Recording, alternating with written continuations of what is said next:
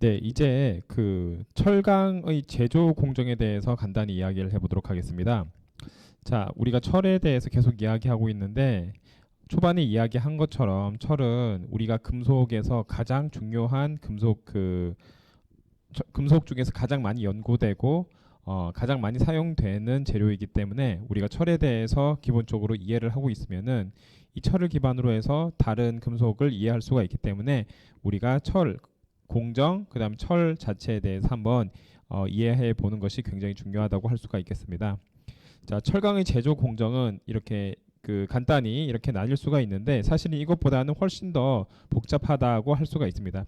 간단히 이야기해 보면은 제선 공정이 있습니다. 제선 공정은 가장 최초의 그 선철을 제조하는 공정으로서 우리 철강석으로부터 시작해서 철강석을 녹이고 그리고 해서 그 용광로에서 얘를 이렇게 뜨거운 용광로에서 철을 녹여가지고 최초의 그 가장 많은 불순물이 들어있는 애들을 제조하는 공정이 제선 공정이다고 할 수가 있습니다. 하지만 그 선철을 제조하는 것 자체가 모든 철강을 제작하는 가장 시작이기 때문에 제선 공정이 없으면 그 후 공정은 의미가 없다고 할 수가 있습니다. 자, 그래서 이런 제선 공정을 통해서 우리가 이 안에 뭐 석회석, 뭐 코커스, 그다음 철광석 이런 거를 넣어가지고 여기에서 선철을 제조를 하고 그 이후에 이제 제강 공정에 들어간다고 할 수가 있겠습니다. 자, 이 제강 공정을 통해서 우리가 철 제품의 원료를 제조를 하고요. 그 다음에 이제 연주 공정이라고 해서 액체 상태의 철을 고체화를 시키는 공정이 되겠습니다. 그리고 이 고체화를 시킨 후에 그 뒤에 이제 가열 및 압력 인가를 통하여서 철판과 같이 우리가 어떠한 이제 그 특별한 원하는 형태로 제조하는 것을 우리가 그 압연 공정이라고 하고 그 뒤에 이제 우리가 좀 더 복잡한 공정으로 만드는 것을 단조라고 할 수가 있겠습니다. 그래서 이제 우리가 보면은 여기까지 제철소라고 한다면은 가장 핵심은 역시 제선 공정입니다. 제철소에서 그 철광석을 시작으로 해서 철을 녹이고 그 안에서 우리가 원하는 것을 뽑아내야 되는데 이 제철소에서 선철을 제조하지 않으면은 그 뒤에 제강, 연주, 압연 이런 것들은 전혀 의미가 없기 때문에 제철소에서 가장 시작 제철소다라고 한다면은 가장 중요한 게 선철 제조에 해당하는 제선 공정이고 그 뒤에 제강, 연주 이러한 공정은 후공정에 해당이 된다고 할 수 있습니다. 그래서 실제로도 보면은 포항제철이라고 이제 포스코라고 하죠. 포항제철은 우리나라가 맨 처음에 그 포스코 전신인데 그 제철소를 이제 만들겠다라고 해가지고 영일만에다 뭐 모래사장에 이제 얘네를 다시 제철소를 만들려고 했을 때 가장 먼저 시작했던 게 제선 공정이긴 하지만 그와 동시에 시작했던 게 제강, 연주, 압연을 같이 이제 진행을 하였습니다. 그 이유가 뭐냐면은 당시에 이제 한 1960년대 때 제철소를 지을 때는 우리나라가 그 차관을 들여와서 제철소를 이렇게 만들었는데 이 제철소를 만들면서 얘네들이 바로 팔 수 있는 제품을 만들어야 하기 때문에 동시에 이제 공정을 진행을 했다라고 보시면 되겠습니다. 근데 아시다시피 제강, 연주, 압연 이런 공정은 제선 공정이 없으면 제선에서 나온 선철이 없으면은 의미가 없는데 또 다른 이야기로 하자면은 다른 데서 선철을 이렇게 받아오면은 또 이걸 할 수가 있어요.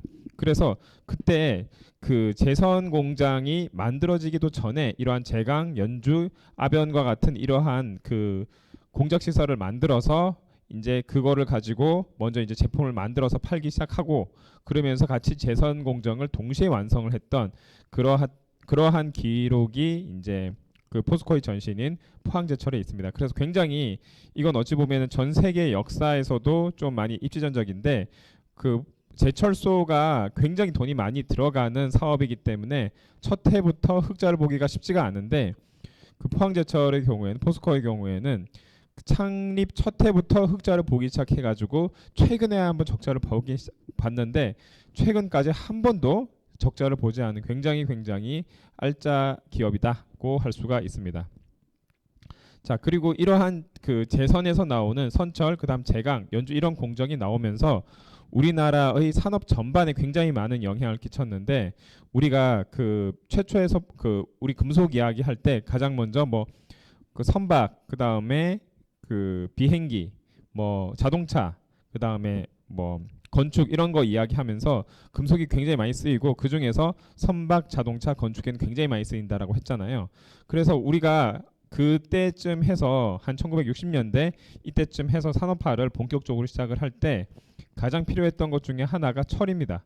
철을 사용을 해야지 배를 지을 수 있고 철을 사용해야지 그 건축물을 만들 수가 있고 뭐 그 뒤에 나오는 배를 지을 수가 있고 하는 게 모든 게 기본적으로 철을 사용하는데 국내에서 이런 제철 공장이 없었기 때문에 외부에서 다 수입을 해야 돼요. 그런데 우리가 이런 것을 국내에서 만들기 시작함으로써 상당 부분의 그 수입 수요를 대체할 수 있기도 했고 그리고 이를 통해서 우리가 크게 이제 발전할 수 있는 기반을 마련했다고 할 수가 있겠습니다. 그래서 이제 철 같은 경우에는 사실 우리가 어떻게 보면은 굉장히 그 우리 생활에 밀접해 있으면서도 잘 못 느끼는 정말 중요한 재료 금속이 철이다라고 할 수가 있겠습니다. 자, 이러면 철의 응용 보면 여러분 이제 바로 감이 오는데요. 그 여기서 이제 자동차 이야기하는데 여기서 자동차에서 여기 이 부분이 있죠. 이 부분. 우리가 그 최근에 와서 자동차가 굉장히 뭐 경량화되고 자동차 중에서 무슨 뭐 그 전기차라든지 아니면 무슨 뭐 하이브리드 카든지 굉장히 그 연비를 높이기 위해서 차 무게를 가볍게 하는 노력이 많이 이루어지는데 건들기 쉽지 않은 부분이 뭐다? 여기 있는 바디 부분이 되겠습니다. 바디.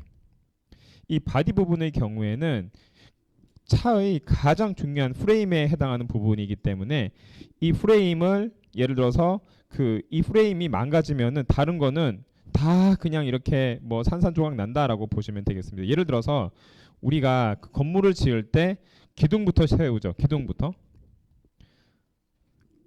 이렇게 철골 구조로 이렇게 해가지고 기둥을 먼저 세운 다음에 그 기둥 사이에 뭐 벽을 집어넣고 그 다음에 하잖아요. 그러면은 얘네들은 기둥의 역할을 한다라고 보면 되겠습니다. 그래서 그 만약 이 기둥이 파괴된다라고 한다면은 이 자동차는 굉장히 위험해진다라고 할 수가 있는 거죠.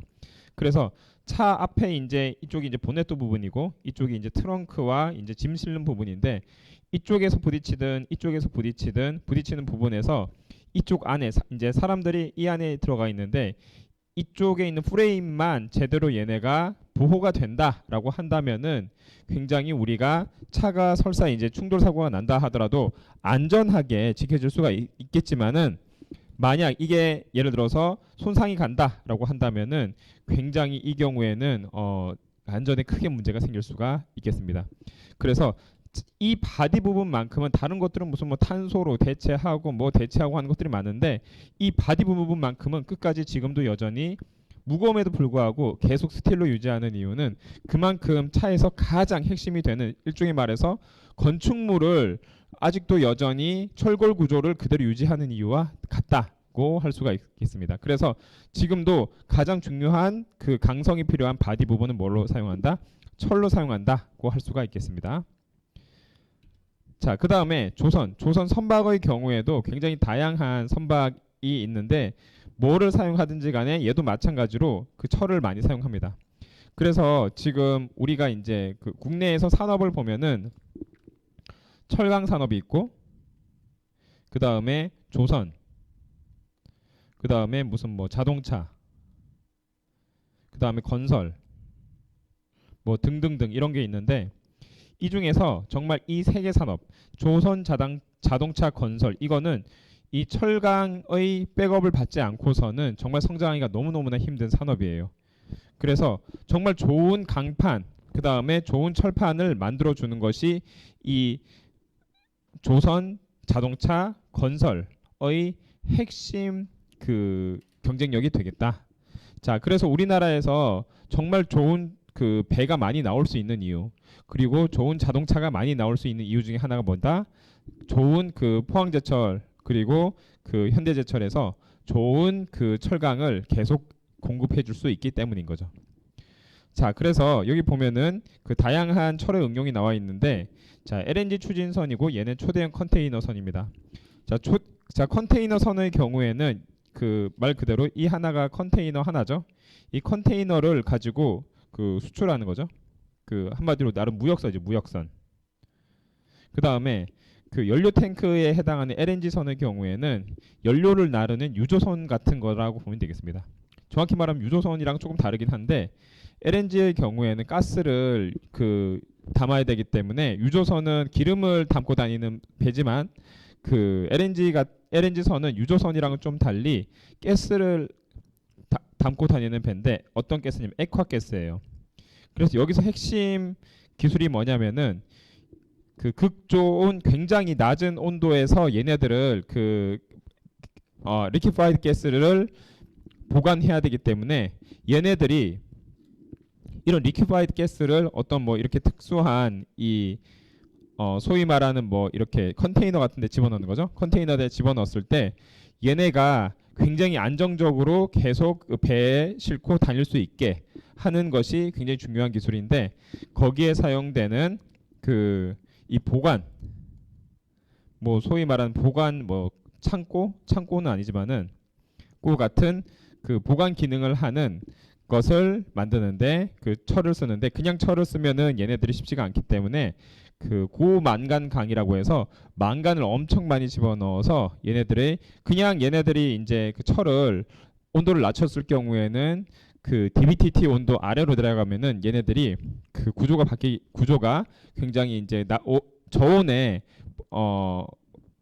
그 굉장히 브리틀하게 되는 성질로 바뀌지만은 망간을 이렇게 많이 집어넣었을 경우에는 그런 저온에서도 얘네들이 강성을 그대로 유지할 수 있게 되는 특성을 가지기 때문에 이런 철을 사용을 하면서도 철의 약점을 다른 얼로이 형태를 통해서 보완을 할 수 있다고 할 수 있겠습니다.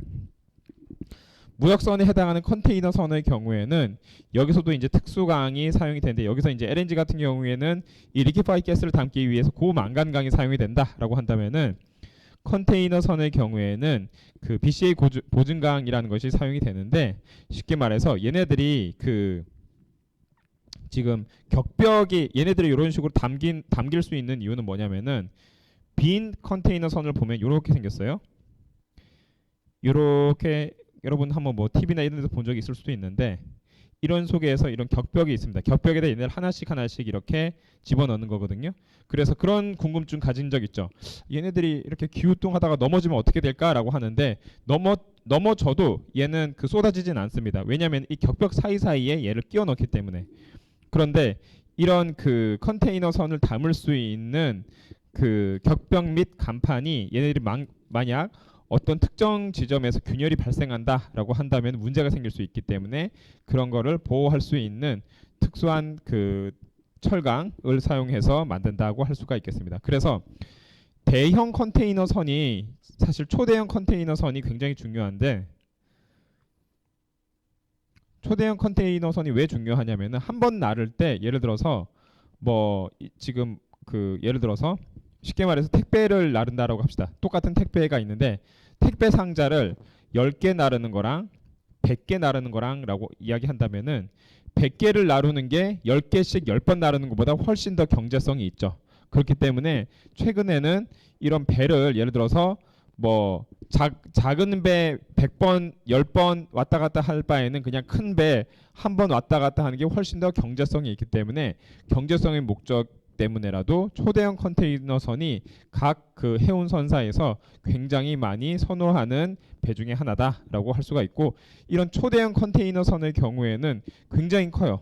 뭐 몇십만 톤 이렇게 해서 굉장히 크기 때문에 이런 큰 배를 잘 만들 수 있는 나라가 많지가 않고 그중에 우리나라가 굉장히 이런 초대형 컨테이너 선을 잘 만들 수 있는 나라 중에 하나다라고 할 수가 있겠습니다. 자, 그리고 건축 부분에서 여러분이 너무나 당연하게 잘 아시다시피 이런 그 철근 콘크리트 구조에서 이렇게 그 철골 자체가 이렇게 바디를 잘 잡아주지 않으면은 그 건물이 굉장히 부실화될 수 있는 것처럼 이 철근이 굉장히 많이 중요하게 사용이 된다고 할 수가 있겠습니다. 자, 이제 철이 사용이 된 것 중에 이러한 H빔을 사용을 하게 되면서 우리가 정말 초고층 건물을 많이 짓게 되었는데